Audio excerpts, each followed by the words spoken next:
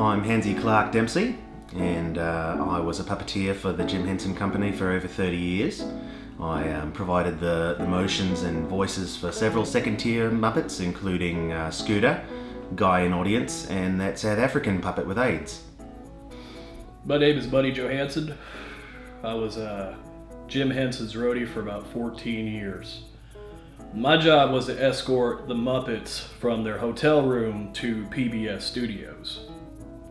Jim's little brother Malcolm was born without a pelvis. No legs, just a waddling torso. Jim said that he was going to move to Hollywood and change the legist attitudes there by creating an army of creatures without any lower body. The weird thing about Jim was that he liked to treat these puppets as people. One day I questioned, why does he do this?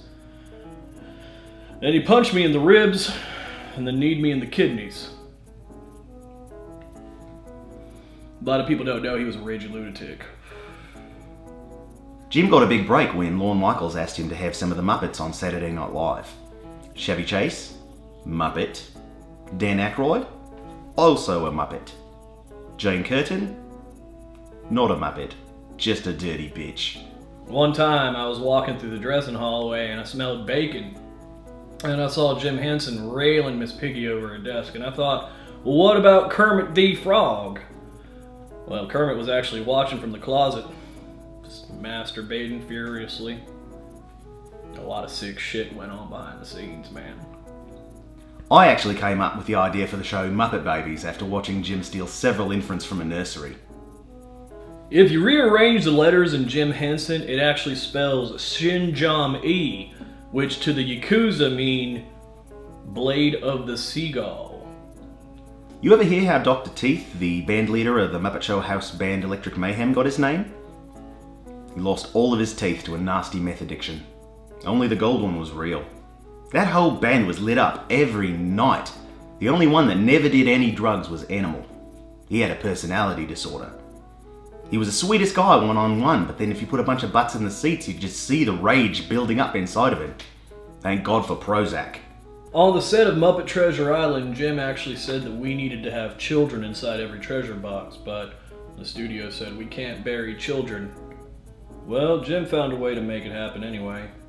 On the set of Muppets Most Wanted, Ricky Gervais revealed to me that he'd always wanted to be a Muppet. Like, not a puppeteer, but an actual, living, breathing doll puppet. And he asked me if I would fulfill his lifelong fantasy of having a hand stuck up his ass and singing the Rainbow Connection. I told him I wasn't into that sort of thing, but I did see Frank Oz sneaking into his trailer later that night. Jim would have been proud. Statler and Waldorf are actually based on Jim Henson's real-life gay uncles. Man, there just ain't no pleasing them queers. Can I say queers? Jim confided in me once that he suspected that several of the members of the Muppets were actually undercover CIA operatives. It turned out, he was right.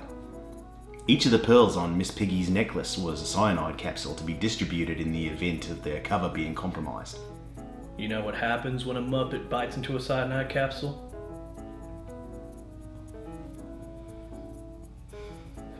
They die. Jim Henson once punched a chimpanzee for being too lifelike.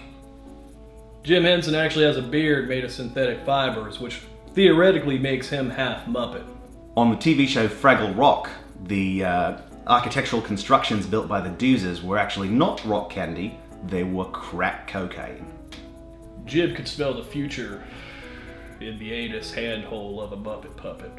Jim Henson loved to throw children into burning buildings.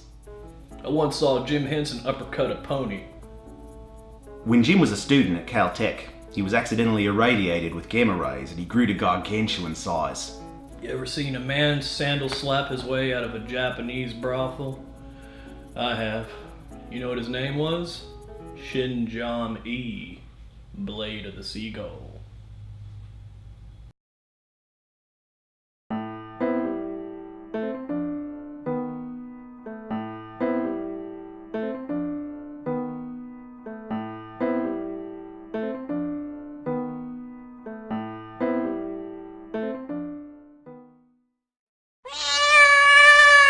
Shh.